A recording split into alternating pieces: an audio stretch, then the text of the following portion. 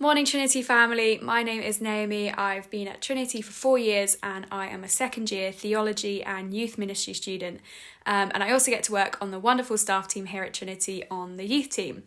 And today in our Trinity Lent reflections, I am focusing on chapter 21 of the Exodus story, and the verses that stood out to me are verses 12 to 13. Anyone who assaults and kills another person must be put to death. But if it was simply an accident permitted by God, I will appoint a place of refuge where the slayer can run for safety.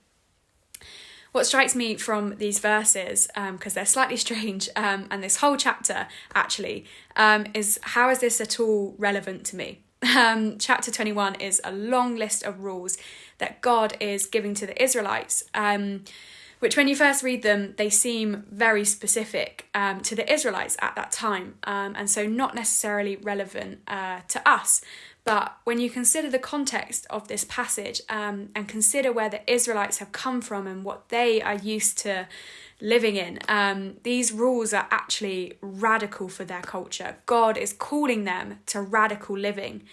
The rules are setting out what it means to show grace to others, what it means to not abuse power, what it means to treat others fairly, what justice should look like.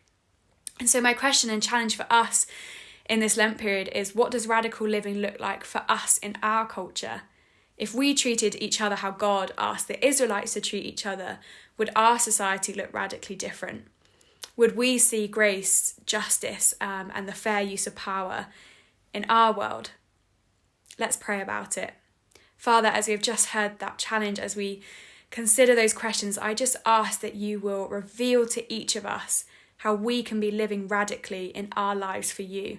Reveal to us in this Lent period what it might look like for us to show those around us grace, justice, and if we even hold the smallest amount of power in our lives, Jesus, I ask that you reveal to us how we can best and fairly use that for you and your work, how we can best use our voices and our actions for you. I just pray for each of us as we head into this new day, that you would refresh each of us with your Spirit. Amen.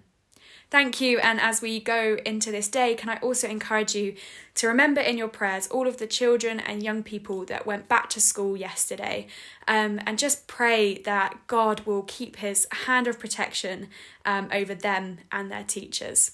Thank you.